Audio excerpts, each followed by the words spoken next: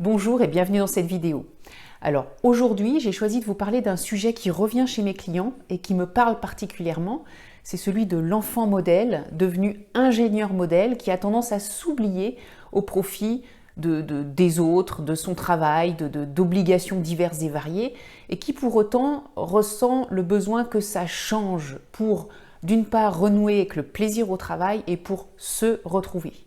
Alors, est-ce que ce sujet vous interpelle ? Peut-être que vous allez vous reconnaître dans la description que je vous propose. Donc vous étiez un enfant modèle dans le sens où vous n'avez pas fait de vagues, vous avez fait en sorte de faire plaisir à vos parents, de ne pas les décevoir. Vous êtes parfaitement adapté au moule scolaire avec de très bons résultats qui vous ont valu la reconnaissance des autres. Donc quand je dis les autres, ça peut être la famille, ça peut être les professeurs, les copains, etc. Et vous aviez tendance à vous fixer un niveau d'exigence assez élevé, donc une quête de perfection dans ce que vous pouviez accomplir. Et dans la lignée, eh bien, vous êtes devenu un ingénieur qui s'investit beaucoup, voire trop, dans son travail, qui a tendance à accorder du poids au jugement des autres, qui a du coup du mal à dire non par peur de décevoir ou de ne pas être aimé, et qui a cette tendance à faire passer les besoins des autres avant les siens, par altruisme et parce que vous êtes quelqu'un qui aimait l'harmonie et qui n'aimait pas les conflits, au contraire. Quitte parfois à mettre un couvercle sur vos propres envies pour respecter celles des autres. Et ces comportements que vous avez eus enfant et qui sont répercutés adultes vous ont amené petit à petit, de manière plus ou moins continue, à vous éloigner de vous-même. Et le problème, en fait, c'est que vous avez cette sensation de déconnexion. C'est-à-dire que c'est comme si vous étiez sous le joug d'un cocktail de soi parfait et de fait plaisir qui vous amène à cette déconnexion, en fait. Cette sensation de se suradapter à son environnement, à l'extérieur en tout cas, et qui fait que vous avez peut-être cette sensation d'un décalage entre un moi intérieur profond, authentique, et un moi de surface, de façade qui s'exprime dans la vie sociale ou dans la vie professionnelle. Et c'est d'ailleurs ce qui vous a peut-être conduit à devenir ingénieur, parce que vous n'avez peut-être pas pris le temps de vous connecter à ce que vous étiez profondément, à ce qui vous faisait vibrer, et vous vous êtes laissé porter par vos bons résultats scolaires. Et le problème de ces comportements au travail, c'est que eh bien, vous avez l'impression de porter ce masque, du coup, qui commence à peser trop lourd, de faire comme si tout allait bien, alors qu'au fond de vous, vous savez très bien que ce n'est pas le cas. Vous avez peut-être cette sensation d'être submergé par les « il faut », par les « je dois », et de vous saturer peut-être de ne pas exprimer pleinement la personne que vous êtes. Et ce que vous voulez à la place, eh bien, c'est justement libérer la personne que vous êtes en profondeur et vous détacher du poids du jugement des autres, et aussi de pouvoir exercer un travail qui vous fasse vibrer, qui vous donne envie de vous lever le matin.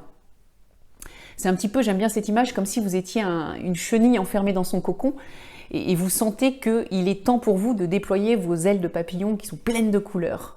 Mais vous savez aussi que personne d'autre ne le fera à votre place. Alors, la bonne nouvelle, c'est qu'il est possible de se défaire de l'emprise de ce cocktail de fait plaisir et de soi parfait. Donc ça, c'est une bonne chose. Et je vais vous donner pour cela 3 clés. Donc la première clé, la toute première, ce sera donc pour arriver à vous détacher du poids du regard des autres et pouvoir derrière définir un projet professionnel qui vous anime.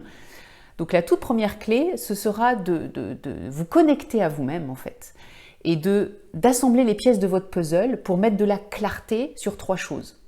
La première, ça va être sur les influences qui ont pu vous guider jusqu'à votre métier d'ingénieur, pour pouvoir les comprendre et vous en défaire pour cette fois définir un projet qui soit pleinement en accord avec vous-même et pas en rapport avec ce qu'on pouvait attendre de vous ou ce que vous pensiez qu'on attendait de vous. Ça, c'est une première chose. Ça va être aussi mettre de la clarté sur qui vous êtes, quels sont vos talents, quelles sont vos envies, quels sont vos besoins, etc. Tout ce qui fait votre unicité. Et ça va être aussi de mettre de la clarté sur ce qui vous anime, sur ce dont vous avez vraiment envie, Et ça implique un petit peu de nuancer le poids du mental pour ne pas lui laisser tirer toutes les ficelles et au contraire d'accorder de l'importance à vos émotions, à votre intuition pour pouvoir prendre les bonnes décisions. Donc la première clé, c'est de mettre de la clarté sur les influences qui vous ont conduite à être ingénieur, sur qui vous êtes et ce qui vous anime profondément. Première chose. La deuxième clé, ça va être de vous libérer de vos freins parce que il y en aura. Les freins ont leur raison d'être, ils font partie du chemin. Donc l'idée, ça va être de gagner en confiance pour se détacher du regard des autres déjà, pour oser mener la vie professionnelle qu'on souhaite. Ça va être de travailler son état d'esprit, d'avoir un état d'esprit positif pour changer les comportements auto-saboteurs qu'on peut avoir. Ça va être aussi d'apprendre à dire non et de se repositionner par rapport aux autres.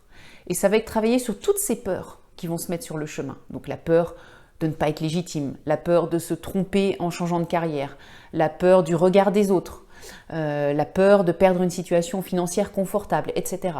Donc comprendre ces peurs pour pouvoir les désactiver et aller au-delà. Ça, c'était la deuxième clé. Et la troisième, ça va être d'oser passer à l'action. Parce que l'action est incontournable pour retrouver de l'épanouissement au travail. Donc ça veut dire enclencher des comportements quand on a des prises de conscience sur ses peurs, sur sa relation aux autres, etc. La prise de conscience, c'est une première étape, mais la deuxième, ça va être d'enclencher des comportements qui vont pouvoir changer les choses. Donc petit à petit, étape par étape.